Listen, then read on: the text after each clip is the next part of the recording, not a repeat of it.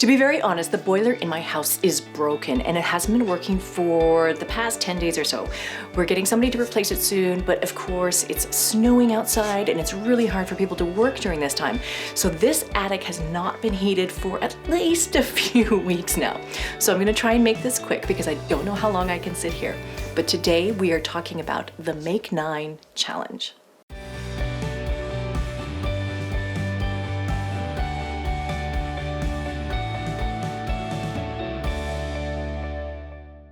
Hey there, welcome. My name is Felicia from SweetGeorgia and I thank you for being here, bright and refreshed for 2020.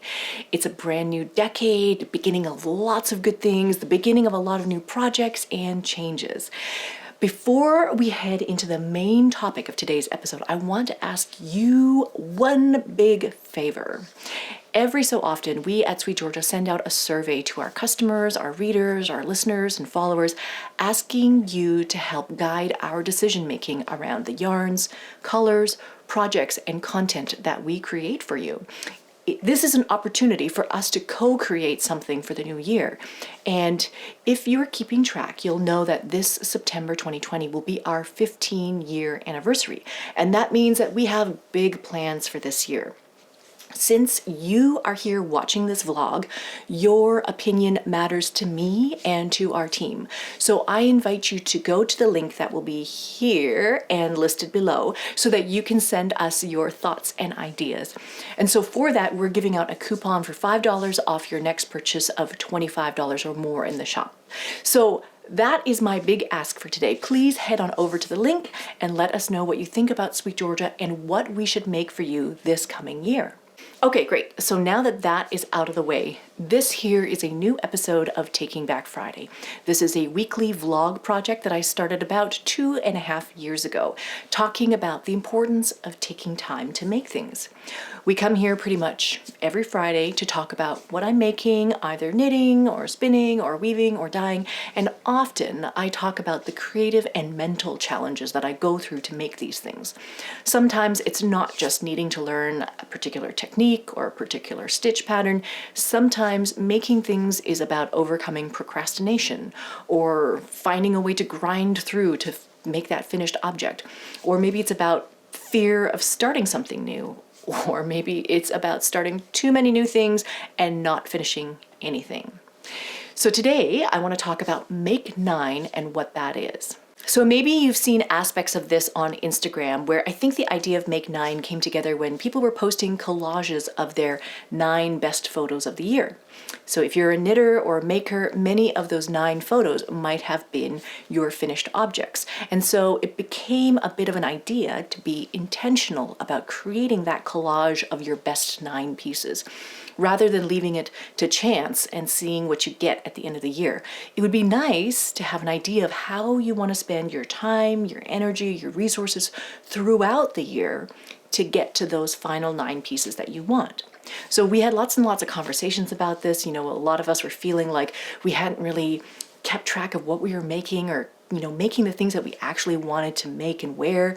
And so Tabetha, our design director at SweetGeorgia, she put together a workshop for our School of SweetGeorgia with a step-by-step guide to planning projects for your Make 9. Now, I watched her record this content and I thought it was extremely thorough. There were some overtones of Marie Kondo to it, some minimalism aspects of it. Some of her ideas included things like cleaning out your entire closet and ruthlessly getting rid of anything that you no longer wear or that no longer serves you. Like for me, I still have maternity clothes in my closet from 6 years ago that I never wear. So the idea is that you look at your closet, you look at the stuff that you do wear, and then you look for clues about the colors or the silhouettes that you naturally gravitate towards. Then you consider what are the holes in your wardrobe, the pieces that you wish you had but you don't yet have. And so those become ideal candidates for things that you might make. If you are interested in participating in the Make 9 challenge with SweetGeorgia, you can access Tabetha's workshop by joining the School of SweetGeorgia. You'll find the link, I'll put it here and also below as well. And so when you join, you'll be able to download her PDF workbook, which shows you step by step all the steps you need to plan all the projects that you want for 2020. So over the past couple of weeks, I have been procrastinating a little bit over showing you my Make 9. I haven't posted anything about it in the school yet or anything because I've been a little stuck on which pieces to choose. But overall, I think I've got it down. So I'm going to show you here. That's my Make 9. So in this box here, this is the first box. This is a photo that we use often on our School of SweetGeorgia. It's one of my absolute favorite projects in the whole world, and it's very, very simple. Basically what it is it's a hand woven, it's a plain weave hand woven scarf that's made from 2 sock blanks. So the gradient sock blanks that I dyed, basically when you take a sock blank, you dye it as a piece of fabric and then you unravel it to make it into some other piece. And so in this case, I unraveled it in order to make a warp for my loom. And then I also unraveled it a little bit at a time and used it as weft. So these two produced a gorgeous scarf that I absolutely love. And so what I want to do for 2020 is I'm going to make another one of these because it's going to go along with some other things that we're doing this year, which is to actually make sock blanks an ongoing thing for SweetGeorgia. So sock blanks are going to become like a permanent ongoing thing. And with that, I'm going to record a little bit of content around how to make this exact kind of project. So this is one of the things that I want to do much more of this year. It's just so fun to see those colors mix and blend together. The second one here is also a weaving project. This is a picture from Janna Marie Vallee's course on tapestry weaving this past year. And so Janna taught this course on the very, very basics of tapestry weaving. And so one of the techniques that she showed us was this one called meet and separate. And so meet and separate is a technique that allows for 2 colors to mix and blend together in a very even and consistent way and make a nice, smooth piece of cloth. And so I had some ideas about taking this particular technique and expanding on it and making it into a table runner with yarn swatches or samples that I have previously dyed. So that's one of the things that I've been talking about for like 6 months now since I watched her film this class. And so 2020, I want to do that. The next one is also a weaving project, and this one is actually a photo from a woman named Angie Parker. So if you follow Angie Parker on Instagram, or you can find her on the web. Angie Parker, she is a weaver in the UK, and she specifically weaves this one technique called croquebrad.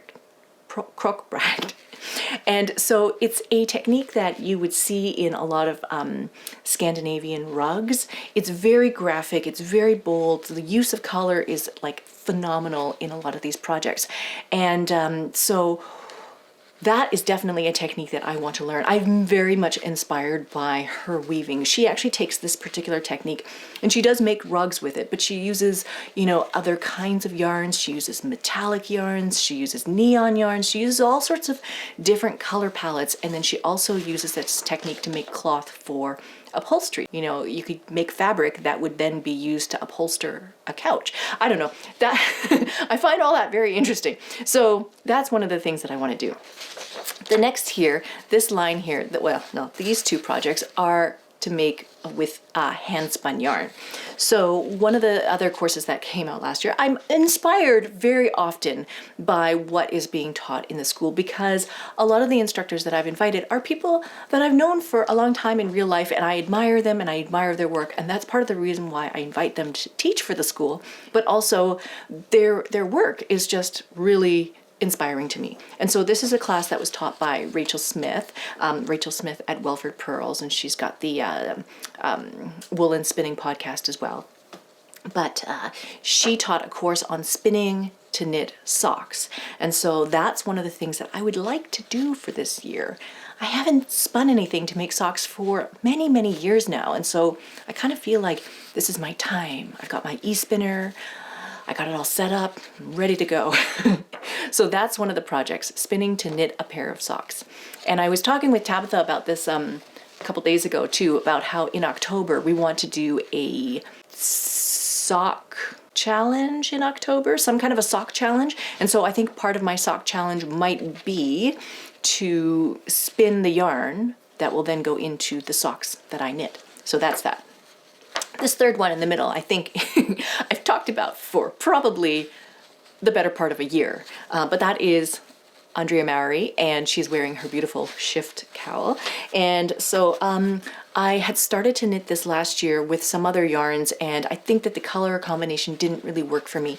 And so I have some other ideas about yarn that I would like to spin in order to make this shift cowl. This, as I understand, is a slip stitch technique, which makes for a very interesting color interaction when you work with it. And lots of people have knit the night shift and the shift cowl, and now there's a shift hat and there's like a shift sweater.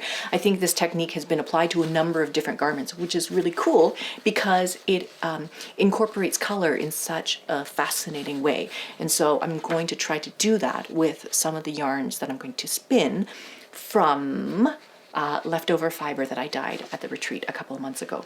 So that's that. I'm going to leave this one for now because I'm going to come back to that at the end. But here is another Andrea Mowry pattern, and this is the throwback. This is a throwback cardigan. I was having trouble trying to decide what to put in this square because there's a number of different garments that I want to make. There's a couple of sweaters that I want to make. One of them is her weekender sweater because it seems like something that would be really easy to just knock out and just knit. And I know that I would wear it a lot. I know that just to have that kind of pullover that you just toss over anything, that's what I want to wear. But in terms of something challenging to knit, I feel like the throwback would be a little bit more challenging because I do color work. I do two-handed stranded color work. That's not a problem. But this color work is not knit in the round, it's knit flat. And I've never done that before.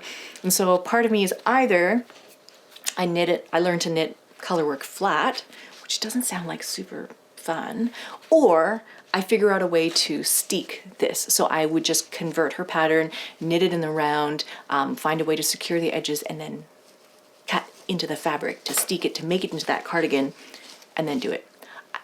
I don't know what I'm going to do. But the steeking part sounds really much more fun. So that is that. And then I have these two patterns down here. These two are sewing patterns that have come from a website called Seamwork. And so that is also a subscription-based sewing website where they teach you how to sew garments, and they also have a whole collection of patterns up there for you to download. So every month that you're a member of Seamwork, you get access to a couple of credits, and those credits you can trade in for patterns. And so I want to trade in for these two patterns. One is a skirt pattern, it's called Osaka, and it's like two different kinds of fabric to make this particular skirt. And so this seems like it would be very, very straightforward if I wanted to weave cloth to then make into this sewn garment. I think that this could be something really fun. This second one here, the second sewing project, is also from Seamwork. I can't remember what it's called. I'll find out what it's called. But it is my favorite silhouette. It is this whole bat wing dolman style top where the sleeves are like giant triangles, and I just find it a very flattering silhouette. This silhouette comes and goes in fashion. I think it's popular and then it's totally not popular, but I don't really care because I like it and I think it looks good. So that's what I want to make, and I'm pretty sure I already have fabric that I can use for this. This would be like a knit fabric, like a jersey kind of fabric, and that would be that. Now this last square here that I skipped over, this one is the sailing sweater, and I put it on here because I'm not quite finished the sailing sweater yet, but I'm almost there. Let me show you what I have so far. This is one side of the sailing sweater is finished. Ta-da! That is what it's going to look like on one side of it, and then I'm almost finished knitting the other side of it. So it's basically two identical pieces which will get blocked, and then they will get sewn together like so. Like so. Okay, you sew these two pieces together, and then you leave a gap. The gap would be for your head, and then the bottom gap would be for your body. So that's basically two pieces sewn together to make this sweater. It's almost done. And so I kind of left it on my Make 9 because it would be theoretically finished in 2020, but it'll be finished in like a couple of weeks. So I might pop another sweater pattern into the mix. That's what I'm thinking. But once I finish knitting both of these pieces, what I'm going to be doing is I'm going to be filming a tutorial on how I do blocking, because Tabetha and I have this back and forth sort of thing where she and I don't do a lot of things the same way. I love, love, love, love, love to wet block everything. I love that feeling of when you just submerge your knitting or your weaving or any of this fabric into like warm to hot soapy water, and then you mush it around and you let it relax and all those stitches kind of melt into each other, and then I flatten it out, pull it apart, stretch it out with pins or blocking wires or whatever I do, and then let it dry. Now Tabetha, on the other hand, she always says that she doesn't have enough time or space to let things dry for that long, and so she likes to take pieces, pin them out, and then steam them with an iron, a steam, to steam block them. And I don't do that. So we're each going to record separate tutorials. I'm going to show you how I block. She's going to show you how she blocks. You can pick your own adventure. It's whatever you like to do.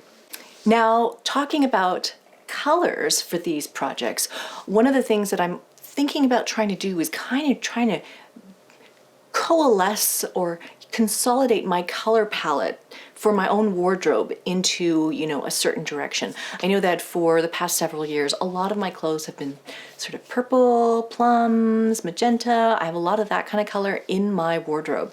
I love earth tones. I love like rusty cayenne orange. I love mustard yellow. I love these colors, but I know that they don't necessarily look good on me.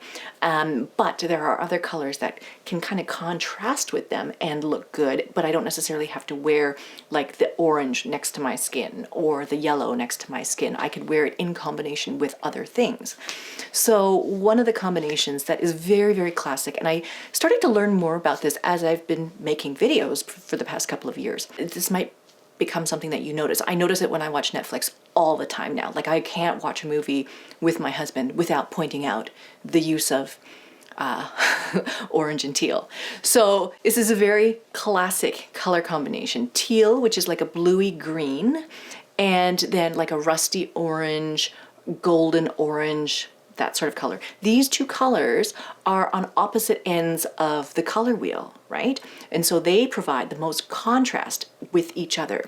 They each push each other to become more and more saturated looking. They look much more vibrant when they're paired together. And seeing palettes that are absolutely gorgeous, you know, like if I were to pair colors like our deep cove, or we had an old color riptide, like those really deep, dark, turquoisey, tealy blue greens, and then pair them with things like cayenne or blood orange or ginger. Those kinds of mixes are really, really nice and fun. I really love those. So I was thinking about moving my wardrobe in that direction. I don't know if you guys follow, but Pantone is a company that like decides on colors for the whole world. They decide on colors that are going to be used in fashion. They decide on colors that are going to be used in upholstery fabrics for your interior. They decide on colors and they indicate what the colors are going to be like for, you know, painting your walls, interior walls, all that kind of stuff. Part of the reason why they do this is they set the trend. They set the They do an analysis of what's going on in the world today, and then they tell us what they think, what color sort of best expresses the mood that we as a world, as a society, what we're feeling. And so they just recently launched 2020's Color of the Year. Pantone's Color of the Year is going to be called Classic Blue. Blue as a color already is a color that is meant to express trust, trustworthiness, security, safety, all of these kinds of things. And so that's why classically blue is the color of banks. It's the color of a lot of financial institutions. A lot of lawyers use it because they're trying to express and present themselves in the most trustworthy way. So when you see a blue logo, you're going to immediately think, calm, relaxed, I can trust them. So Pantone's picked classic blue for this year, probably because we live in a world where we're really craving some security. We're craving some sense of calmness, stillness. yeah, just a sense of security. And so I think that is going to become a much bigger thing this year, to see more blues, to see more classic colors, to see more nostalgic colors, like that mustard yellow, gold, mustard gold, harvest gold. That is definitely color that's coming back. Chartreuse is a color that's coming back. These are colors from like the 70s. And so again, this is very much this feeling of looking backwards, nostalgic about, you know, when things were simpler times. So that is basically what I have been thinking a lot about my Make 9, what projects are gonna go on the Make 9, what colors I'm gonna use for my particular Make 9, what colors I'm gonna use for my projects moving forward. So I would love to hear if you are thinking about doing a Make 9 for this year, if it has been in your plans, if you have done one in the past. Part of the reason why we want to do this as a group together in the school is so that we can support each other. You know, as you're getting to March, and what if you throw your Make 9 out the window and say, oh, this is not working for me? You can get a lot of support from people in there who can help cheer you on, help encourage you, help motivate you, help keep you going. And yeah, I'm gonna try and keep going with this as well. And so you can keep me accountable, and you can let me know, oh, Felicia, don't you remember you were gonna do that thing, and you were gonna do that sweater, and you were gonna spin that yarn? You are welcome to remind me of all those things. I absolutely welcome that.